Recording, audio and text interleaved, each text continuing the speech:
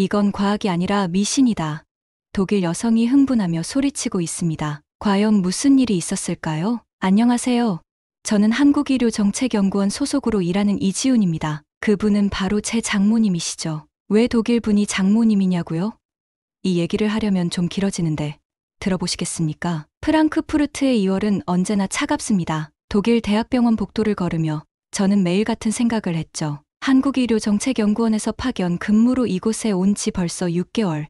연구 과제는 순조롭게 진행되고 있었지만 마음 한구석은 늘 허전했습니다. 그날도 평소와 다름없이 병원 카페테리아에서 커피를 마시고 있었는데 갑자기 누군가 제 옆 테이블에 털썩 주저앉더군요. 금발의 파란 눈을 가진 여성이었는데 간호사복을 입고 있었습니다. 피곤한 듯 깊은 한숨을 내쉬는 모습이 인상적이었죠. 힘든 하루였나 봅니다. 저도 모르게 말을 걸었습니다. 독일어로요. 엘리자베트가 고개를 들어 저를 바라봤는데 그 순간이 모든 것의 시작이었습니다. 아, 한국 분이시군요. 저는 엘리자베트입니다. 엘리자베트의 목소리는 생각보다 따뜻했습니다. 여기서 간호사 실습을 하고 있어요. 당신은 어떤 일로 독일에 오셨는지 물어봐도 될까요? 그렇게 우리의 첫 만남이 시작되었습니다.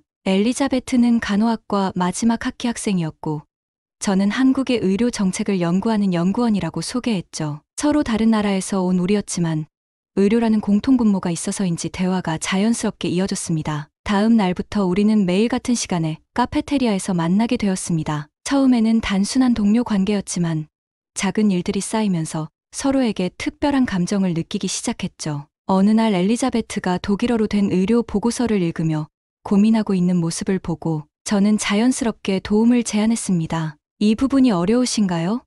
제가 물으니 엘리자베트는 당황한 표정을 지었습니다.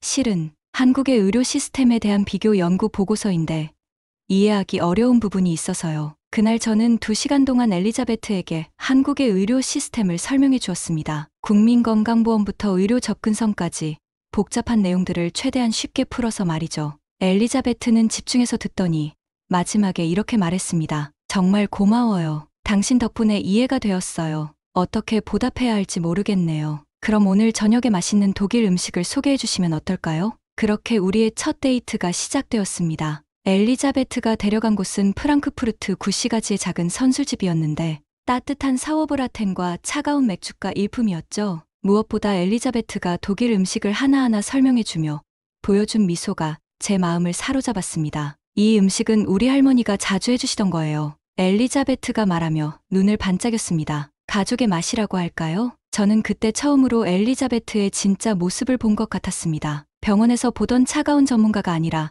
따뜻하고 정감 넘치는 한 여성의 모습 말이죠. 그 순간 무언가 제 마음속에서 꿈틀거리는 것을 느꼈습니다. 몇 달 후 저는 엘리자베트에게 프러포즈를 했습니다. 프랑크푸르트 강변의 작은 카페에서 떨리는 마음으로 반지를 내밀었죠. 엘리자베트는 눈물을 흘리며 고개를 끄덕였고 우리는 결혼을 약속했습니다. 하지만 문제는 그 다음이었습니다. 엘리자베트가 어머니에게 저와의 결혼 소식을 전하던 그날 밤을 저는 평생 잊을 수 없습니다. 엘리자베트의 작은 아파트 거실에서 저는 소파에 앉아 긴장한 채로 기다리고 있었죠. 할로, 마마?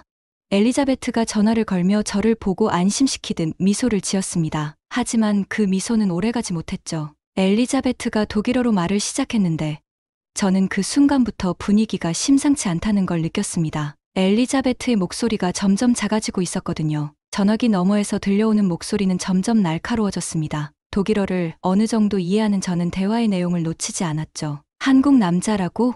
엘리자베트, 너 정신이 나갔니? 마르가레트의 목소리가 전화기를 통해서도 선명하게 들렸습니다. 한국이라면 그 침으로 병을 고친다는 말도 안 되는 나라 아니야? 엘리자베트의 얼굴이 순식간에 창백해졌습니다. 마마, 지우는 의료연구원이에요. 정말 훌륭한 사람이고 의료연구원. 하, 마르가레테가 비웃는 소리가 들렸습니다. 그 나라에서 의료라고 하는 게 뭔지 알고 있니? 침으로 병을 고치고 풀 우린 물로 암을 치료한다고 하는 곳이야. 과학이 아니라 미신이라고. 저는 그 순간 주먹을 꽉 쥐었습니다. 분노가 치솟았지만 엘리자베트를 위해 참아야 했죠. 엘리자베트는 제 표정을 보더니 제 손을 꽉 잡았습니다. 엄마, 그렇게 말씀하시면 안 돼요. 지훈이 지금 여기 있어요. 엘리자베트의 목소리가 떨렸습니다. 거기 있다고? 더 좋지. 직접 말해주마. 마르가레트의 목소리가 더욱 차갑게 변했습니다. 나는 30년 동안 함부르크 대학병원에서 간호사로 일했어. 과학적 근거가 없는 치료법을 의학이라고 부르는 게 얼마나 위험한지 누구보다 잘 알고 있다고. 그런 미신을 믿는 사람과 내 딸이 결혼한다는 건 절대 받아들일 수 없어. 엘리자베트가 눈물을 흘리기 시작했습니다. 엄마, 제발, 안 돼.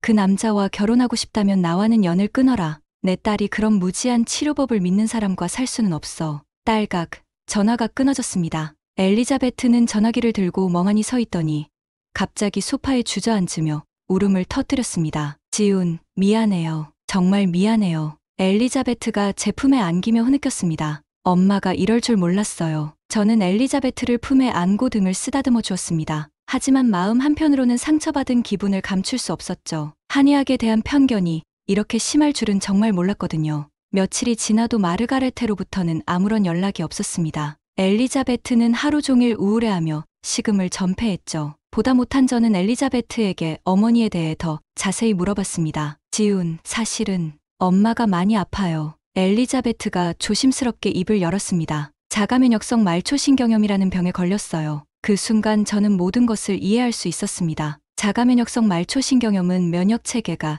자신의 말초신경을 공격하는 치명적인 질환입니다. 근력이 점차 약해지고 결국에는 거동이 불가능해지죠. 의사들이 더 이상 할 수 있는 치료가 없다고 했어요. 엘리자베트의 목소리가 떨렸습니다. 스테로이드 치료도 효과가 없고 면역 억제제도 소용없다고, 길어야 2년이라고 했어요. 저는 그제야 마르가레테의 분노를 이해할 수 있었습니다. 죽음을 앞둔 절망적인 상황에서 딸이 자신이 미신이라고 생각하는 치료법을 믿는 나라 사람과 결혼한다니 받아들이기 어려웠을 것입니다. 마르가레테와의 갈등이 계속되면서 저는 밤잠을 이루지 못했습니다. 한국의료정책연구원 사무실에서 늦은 밤까지 자료를 뒤지며 자가면역성 말초신경염에 대한 연구 논문들을 읽어봤죠. 서양의학적 치료의 한계, 그리고 한의학적 접근의 가능성에 대해서 말입니다. 어느 날 저녁 엘리자베트가 또다시 어머니께 전화를 걸었습니다. 이번에는 제가 직접 통화를 요청했죠. 마르가레테 부인, 안녕하세요. 저는 이지훈입니다. 제가 독일어로 정중하게 인사했습니다. 전화기 너머로 차가운 침묵이 흘렀습니다.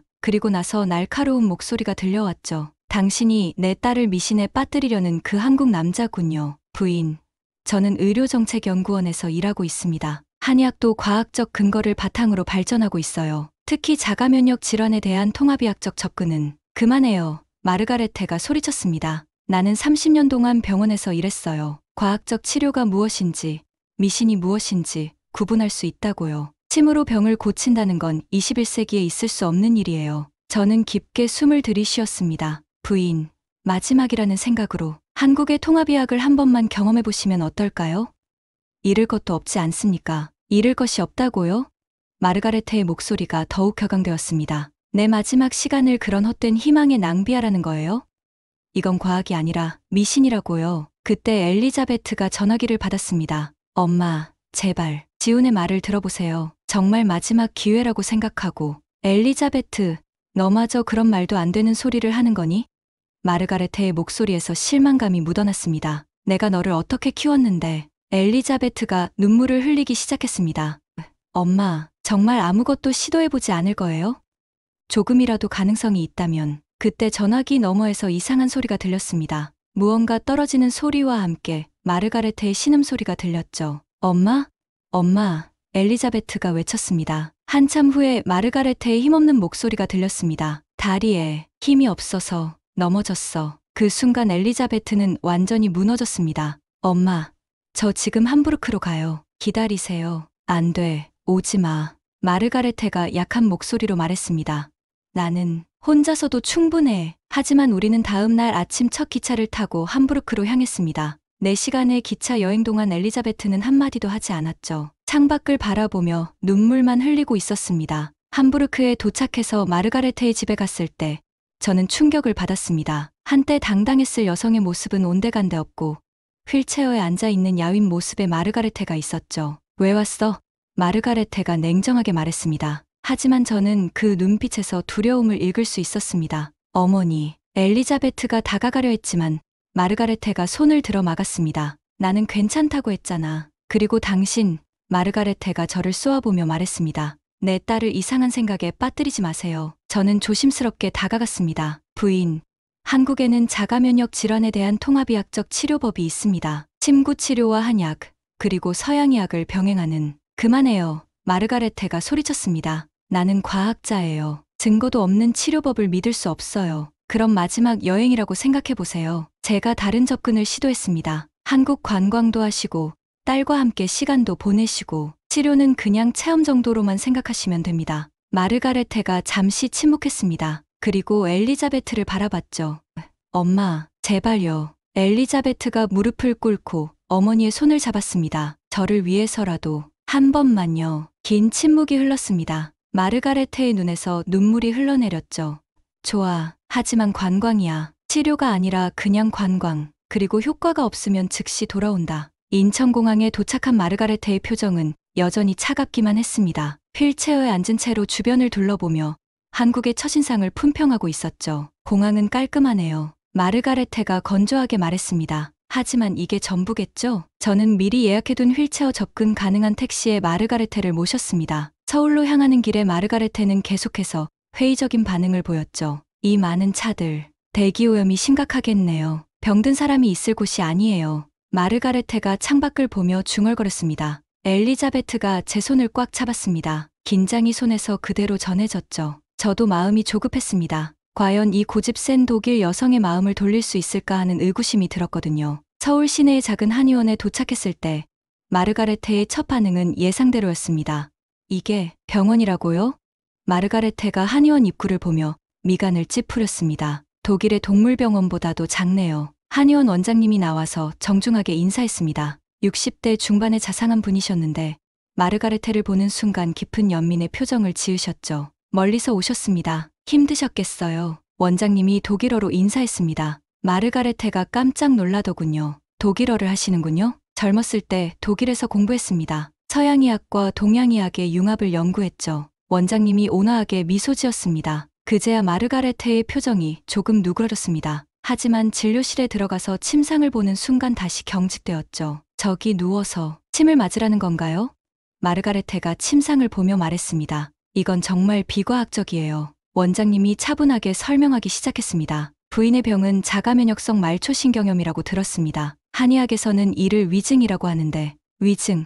마르가레테가 코웃음을 쳤습니다. 병명도 제대로 붙이지 못하는군요. 서양의학적 진단명과 한의학적 변증은 다른 관점입니다. 원장님이 인내심을 가지고 설명했습니다. 서양의학이 질병의 원인을 찾는다면 한의학은 몸 전체의 균형을 회복시키는데 중점을 둡니다. 마르가레테가 회의적인 시선으로 원장님을 바라봤습니다. 균형이라 과학적 근거가 있나요? 있습니다. 최근 연구에 따르면 침 치료가 신경 전달 물질 분비를 조절하고 면역계 반응을 조절한다는 것이 입증되었습니다. 원장님이 차분히 대답했습니다. 첫 치료가 시작되었습니다. 마르가레테는 침상에 누우면서도 계속 불평했죠. 이 가느다란 바늘로 뭘 할 수 있다는 거죠?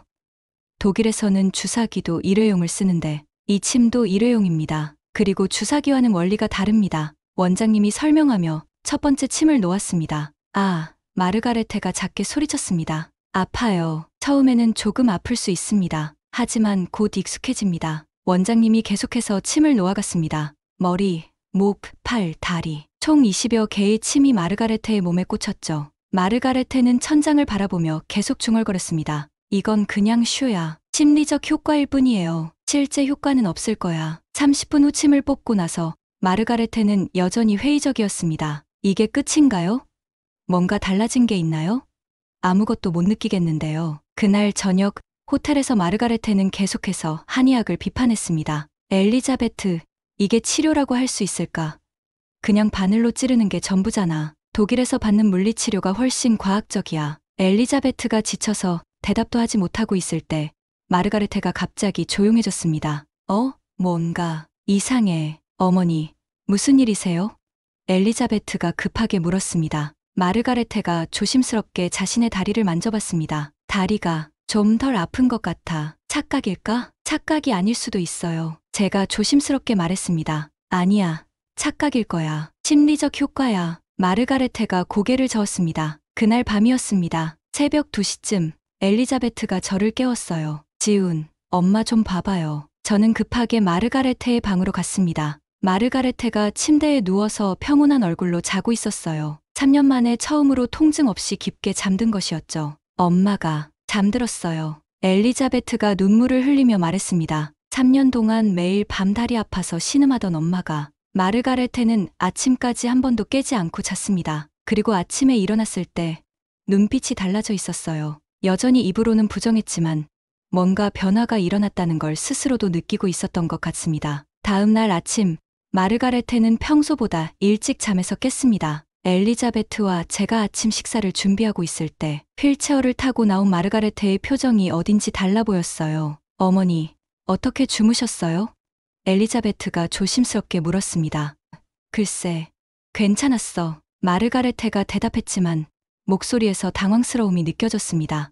그냥 평소와 다르지 않았어. 하지만 저는 알 수 있었습니다. 마르가레테가 3년 만에 처음으로 숙면을 취했다는 사실을 스스로도 부정하고 싶어 한다는 것을요. 두 번째 치료를 받기 위해 한의원에 갔을 때 원장님이 마르가레테의 상태를 자세히 살펴보셨습니다. 어젯밤은 어떠셨습니까? 별다를 것 없었습니다. 마르가레테가 쏘아붙였습니다. 여전히 다리는 아프고 힘도 없어요. 원장님이 맥을 짚으며 조용히 말씀하셨습니다. 맥이 어제보다 안정되었습니다. 좋은 신호예요. 맥, 그런 것으로 뭘 알 수 있다는 거예요? 마르가레테가 비웃었습니다. 혈압계나 심전도기도 없이 3000년의 경험이 축적된 진단법입니다. 서양의학의 기계만큼 정확할 수 있어요. 두 번째 침 치료가 시작되었습니다. 이번에는 마르가레테가 첫날보다 조금 덜 긴장해 보였어요. 침을 맞으면서도 계속 중얼거렸지만 목소리 톤이 어제보다는 부드러워졌죠. 이상하네요. 어젯밤에 정말 오랜만에 푹 잤거든요. 하지만 그건 여행 피로 때문일 거예요. 치료가 끝나고 나서 원장님이 특별한 제안을 하셨습니다. 오늘은 우리 집에서 점심을 드시는 게 어떨까요?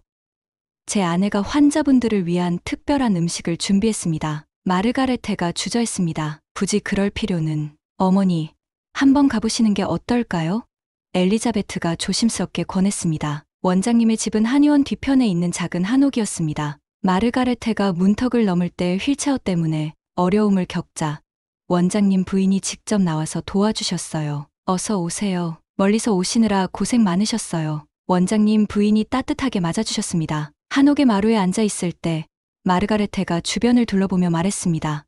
집이 독특하네요. 나무 냄새가 좋아요. 한옥은 자연 소재로만 지어진 집입니다. 몸에 좋은 기운이 흐른다고 해요. 원장님이 설명해 주셨습니다. 점심상이 차려졌을 때 마르가레테의 눈이 커졌습니다. 전복죽, 나물 반찬, 그리고 각종 약선 요리들이 정성스럽게 준비되어 있었거든요. 이 모든 음식을 저를 위해 준비하신 건가요?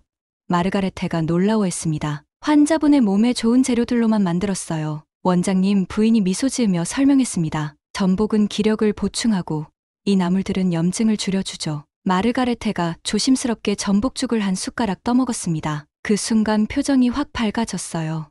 이거 정말 맛있네요. 독일에서는 먹어본 적 없는 맛이에요. 어머니가 좋아하시는 것 같아서 다행이에요. 엘리자베트가 기뻐하며 말했습니다. 식사를 하면서 원장님 부부는 마르가레테에게 한국의 문화와 음식에 대해 친절하게 설명해 주셨어요. 마르가레테도 점차 마음을 열기 시작했습니다. 독일에서도 간호사 일을 하셨다고 들었어요. 원장님 부인이 말했습니다. 정말 고생 많으셨겠어요. 30년 동안 했죠. 힘들었지만 보람 있는 일이었어요. 마르가레테가 처음으로 자신의 이야기를 꺼냈습니다. 간호사는 정말 존경받아야 할 직업이에요. 환자를 돌보는 일만큼 숭고한 게 없죠. 원장님이 진심으로 말씀하셨습니다. 그때 마르가레테의 눈에 눈물이 맺혔습니다. 요즘은 아무것도 할 수 없어서요. 도움만 받고 있어서 그런 말씀 마세요. 원장님 부인이 마르가레테의 손을 살짝 잡았습니다. 지금도 엘리자베트에게는 없어서는 안 될 소중한 어머니시잖아요. 식사 후에 원장님이 마르가레테에게 한옥 정원을 구경시켜 주셨습니다. 작은 연못과 아름다운 꽃들이 있는 정원에서 마르가레테는 한참 동안 조용히 앉아 있었어요.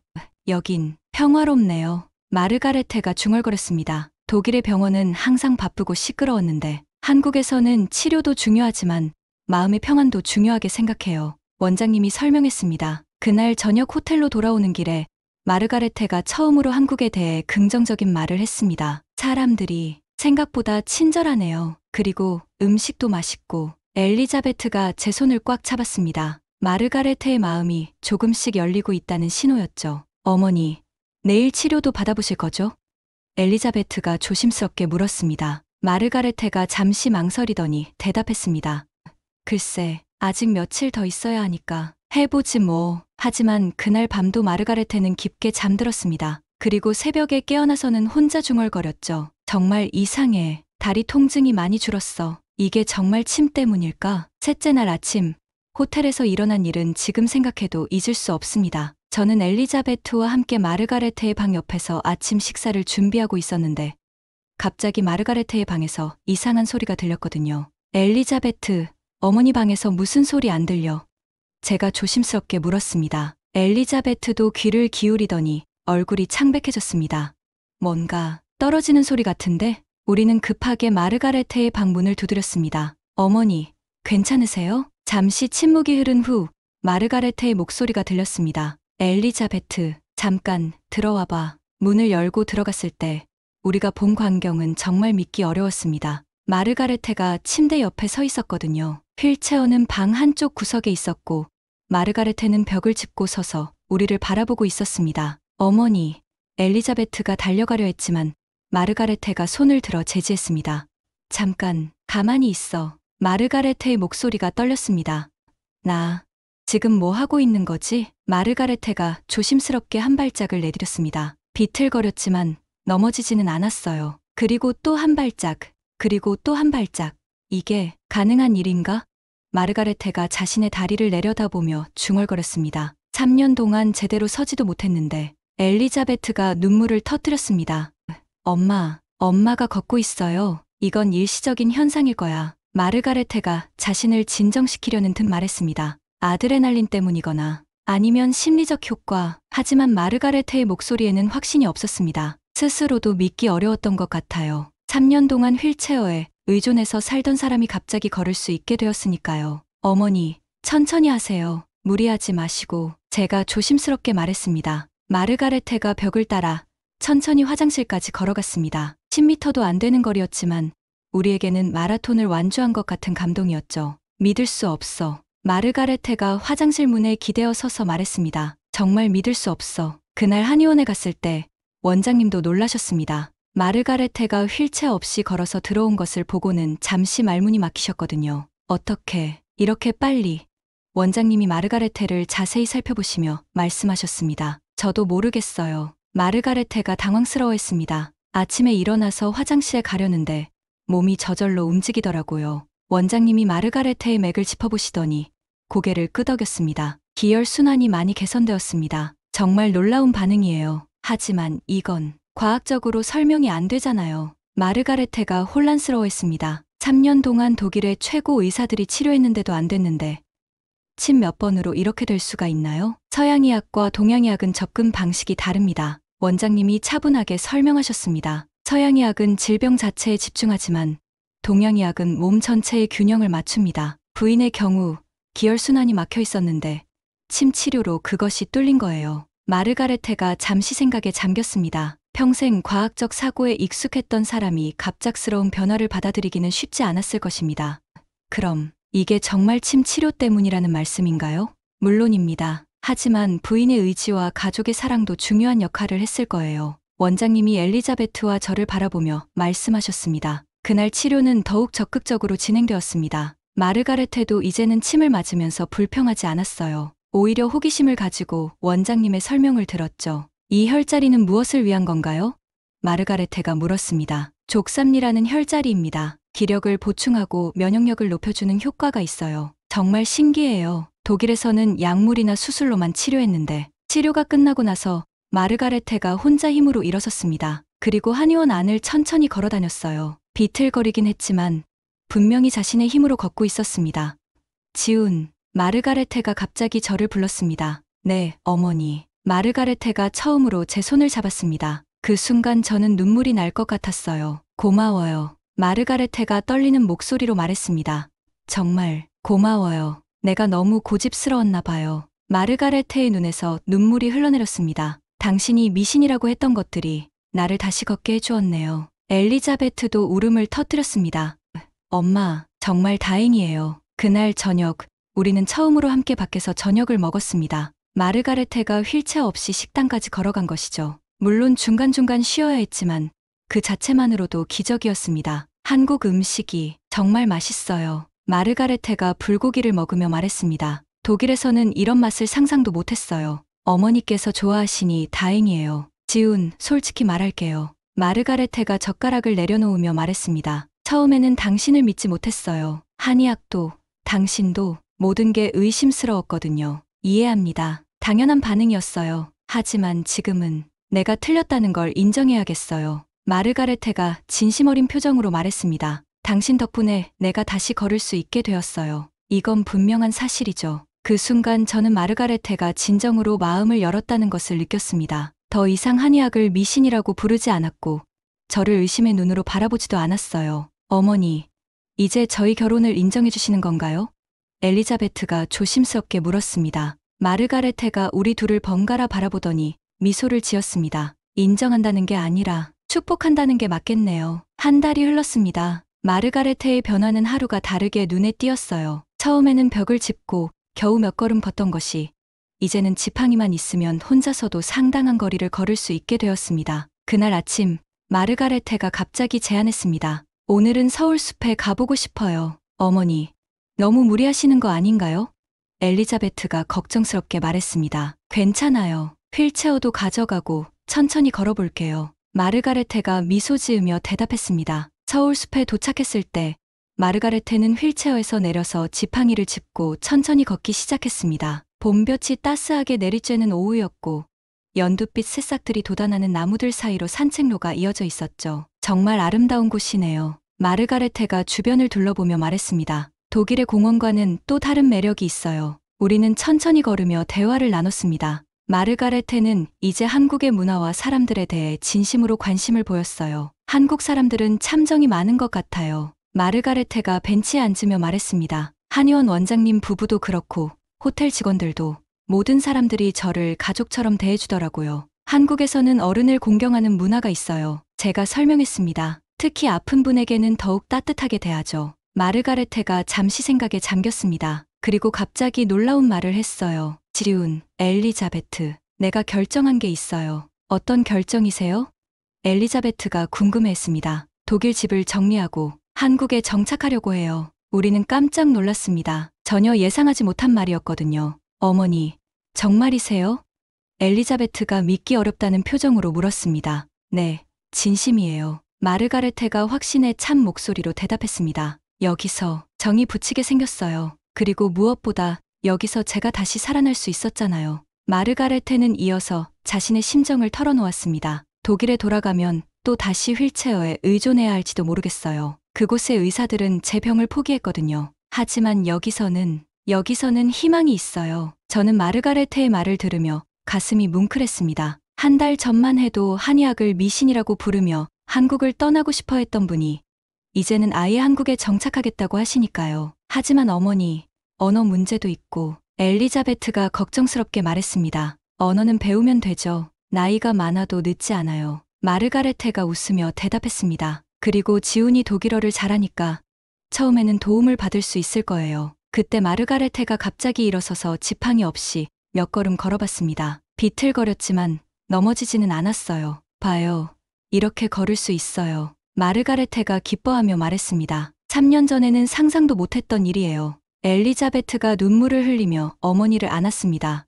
엄마, 정말 기뻐요. 엄마가 건강해지시는 모습을 보니까. 엘리자베트, 고마워. 마르가레테가 딸을 꼭 안으며 말했습니다. 내가 끝까지 포기하지 않고 한국에 오자고 했기 때문에 이런 기적이 일어났어. 우리는 그날 오후 내내 서울숲을 산책했습니다. 마르가레테는 중간중간 휴식을 취하긴 했지만 거의 2시간 동안 걸었어요. 3년 동안 휠체어에만 의존했던 사람으로서는 정말 대단한 일이었죠. 저녁 무렵 카페에서 차를 마시며 마르가레테가 구체적인 계획을 이야기했습니다. 함부르크 집은 팔 거예요. 그리고 그 돈으로 서울의 작은 아파트를 구하려고 해요. 한의원 근처에 말이에요. 어머니, 정말 신중하게 생각하신 건가요? 제가 조심스럽게 물었습니다. 고향을 떠나는 건 쉬운 일이 아니잖아요. 마르가레테가 잠시 창밖을 바라봤습니다. 지훈, 솔직히 말하면 독일에서는 이미 죽음을 기다리는 신세였어요. 친구들도 하나둘 멀어지고 병원에서도 더 이상 할 수 있는 치료가 없다고 했고 마르가레테의 목소리가 잠시 떨렸습니다. 하지만 여기서는 살아있다는 느낌이 들어요. 매일매일 조금씩 좋아지고 있고 사람들도 따뜻하게 대해주고 무엇보다 희망이 있어요. 엘리자베트가 감동받은 표정으로 말했습니다. 그리고 무엇보다 마르가레테가 우리 둘을 바라보며 말했습니다. 우리 딸이 사랑하는 사람과 함께 있는 모습을 매일 볼 수 있잖아요. 할머니가 되면 손주들도 돌볼 수 있고 그 순간 저는 마르가레테가 진정으로 우리 가족이 되었다는 것을 느꼈습니다. 더 이상 저를 의심하거나 경계하지 않았고 오히려 함께 미래를 계획하고 있었거든요. 어머니, 한국 생활이 힘들지 않을까요? 엘리자베트가 여전히 걱정스러워했습니다. 힘들어도 괜찮아요. 마르가레테가 단호하게 말했습니다. 독일에서 죽음을 기다리는 것보다는 한국에서 새로운 삶을 시작하는 게 훨씬 나아요. 그날 밤 호텔로 돌아와서 마르가레테는 독일에 있는 지인들에게 전화를 걸기 시작했습니다. 집을 정리하고 한국으로 이주하겠다는 계획을 알리기 위해서였죠. 정말 한국에서 살 거냐고요?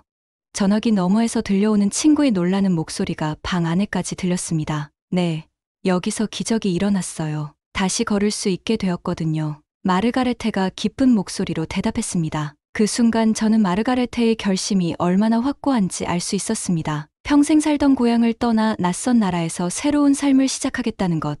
그것은 단순한 충동이 아니라 깊이 생각한 결정이었거든요. 6개월 후 마르가레테는 정말로 한국에 정착했습니다. 서울 강남구의 작은 아파트에서 새로운 삶을 시작한 것이죠. 함부르크의 집을 매각한 돈으로 구입한 이 아파트는 한의원에서 지하철로 20분 거리였고 마르가레테는 매주 2번씩 꾸준히 치료를 받고 있었습니다. 그날은 저와 엘리자베트의 결혼식 날이었습니다. 작은 웨딩홀에서 치르는 소박한 결혼식이었지만 저희에게는 세상에서 가장 소중한 날이었죠. 특히 마르가레테가 휠체어 없이 직접 걸어서 딸을 버진로드로 인도하는 모습은 참석한 모든 사람들을 감동시켰습니다. 정말 꿈 같아요. 마르가레테가 하얀 한복을 입고 미소 지으며 말했습니다. 1년 전만 해도 딸의 결혼식에 참석하는 것 자체가 불가능할 줄 알았는데 결혼식 후 피로연에서 마르가레테는 참석한 손님들에게 자신의 이야기를 들려주었습니다. 처음에는 한의학을 믿지 않았다가 지금은 완전히 새로운 삶을 살게 되었다는 놀라운 경험담이었죠. 저는 30년 동안 독일에서 간호사로 일했습니다. 마르가레테가 서툰 한국어로 말하기 시작했습니다. 6개월 동안 열심히 배운 한국어였어요. 처음에는 침 치료를 믿지 않았습니다. 미신이라고 생각했어요. 참석한 사람들이 조용히 경청했습니다. 하지만 지금은 매일 감사하며 살고 있습니다. 한국의 전통의학이 저에게 새로운 삶을 주었거든요. 마르가레테의 한국어는 아직 서툴렀지만 진심이 담긴 말이었기에 모든 사람들의 마음을 움직였습니다. 특히 한의원 원장님께서는 눈물을 흘리시며 박수를 치셨어요. 피로연이 끝나고 저희 가족은 조용한 카페에서 차를 마시며 이야기를 나눴습니다. 마르가레테가 갑자기 진지한 표정을 지으며 입을 열었어요. 지훈, 엘리자베트, 내가 마지막으로 하고 싶은 말이 있어요. 뭔가요, 어머니? 엘리자베트가 궁금해했습니다. 마르가레테가 잠시 망설이더니 깊게 숨을 들이쉬고 말했습니다. 내가 너무 고집스럽고 편견에 사로잡혀 있었어요. 처음에 지훈을 만났을 때 한국이라는 나라 자체를 무시했죠. 한의학도, 한국 문화도 모든 것을 미개하다고 생각했어요. 마르가레테의 목소리가 떨렸습니다. 하지만 지금 생각해보니 정말 부끄러워요. 서양의학만이 옳다고 생각하며 다른 가능성은 전혀 열어두지 않았거든요. 저는 마르가레테의 이런 고백이 쉽지 않았을 것이라는 걸 알았습니다. 평생 자신의 신념을 지켜온 사람이 그것을 인정하고 바꾼다는 것은 정말 용기가 필요한 일이니까요. 어머니, 그런 말씀 하지 마세요. 제가 말했습니다. 어머니의 반응은 충분히 이해할 수 있었어요. 아니에요. 내가 틀렸어요. 그리고 무엇보다 지훈, 당신을 제대로 보지 못했던 게 가장 후회돼요. 마르가레테가 저를 바라보며 계속 말했습니다. 이제야 알겠어요. 우리 딸이 왜 당신을 선택했는지. 당신은 정말 훌륭한 사람이에요. 지식도 깊고 마음도 따뜻하고 무엇보다 가족을 위해서라면 무엇이든 할 수 있는 사람이죠. 그 순간 마르가레테가 일어서서 저에게 다가왔습니다. 그리고 조용히 저를 안아주었어요. 고마워요, 지훈. 정말 고마워요. 마르가레테가 제 귓가에 속삭였습니다. 당신이 아니었다면 나는 절망 속에서 죽었을 거예요. 저도 마르가레테를 꽉 안았습니다. 그 순간 우리는 정말로 가족이 되었다는 것을 느꼈어요. 더 이상 국적이나 문화의 차이는 중요하지 않았습니다. 어머니도 고마워요. 어머니께서 마음을 열어주시지 않았다면 저희도 이렇게 행복할 수 없었을 거예요. 엘리자베트가 눈물을 흘리며 우리를 바라봤습니다. 이제 정말 가족이 된 것 같아요. 그날 밤 마르가레테는 혼자 아파트 베란다에 서서 서울의 야경을 바라보고 있었습니다. 저와 엘리자베트가 다가가자 마르가레테가 조용히 말했어요. 1년 전만 해도 이런 날이 올 줄 꿈에도 몰랐어요. 딸의 결혼식에 참석하는 것은 물론이고 이렇게 새로운 나라에서 새로운 삶을 시작하게 될 줄. 마르가레테의 목소리에는 깊은 감사가 담겨 있었습니다. 한국에 와서 정말 많은 것을 배웠어요. 의학이라는 게 단순히 과학적 지식만으로 이루어지는 게 아니라는 것, 그리고 치료라는 게 몸뿐만 아니라 마음까지 포함하는 것이라는 걸 알게 되었죠. 저는 마르가레테의 말을 들으며 이 모든 과정이 단순히 병을 치료한 것 이상의 의미가 있다는 것을 깨달았습니다. 서로 다른 문화와 의학관을 가진 사람들이 만나 이해하고 받아들이는 과정, 그것이야말로 진정한 치유였던 것 같아요. 지리운, 엘리자베트, 내가 이제 확신을 가지고 말할 수 있어요. 기적은 침 한 방에서 시작되었지만 진짜 치유는 사람과 사람 사이에서 이루어진 거라고요. 마르가레테가 우리 두 사람의 손을 잡았습니다. 사랑하는 가족들, 앞으로도 계속 함께 행복하게 살아요. 그리고 다른 사람들에게도 이런 기적이 일어날 수 있다는 희망을 전해줘요. 그렇게 우리는 정말로 하나의 가족이 되었습니다. 국경을 넘나들며 문화의 차이를 뛰어넘어 사랑과 이해로 하나가 된 가족이요. 마르가레테의 완고한 편견이 따뜻한 마음으로 바뀌고 저와 엘리자베트의 사랑이 가족 전체의 행복으로 확장된 것이죠. 지금도 마르가레테는 한국에서 건강하게 살고 있습니다. 매주 한의원에서 치료를 받으며 한국어도 더욱 유창해졌어요. 그리고 무엇보다 얼마 전에 태어난 저희 아이의 할머니가 되어 또 다른 기쁨을 누리고 있습니다. 기적은 정말로 일어났습니다. 침 한 방에서 시작된 기적이 결국 세 사람의 인생을 완전히 바꿔놓았으니까요.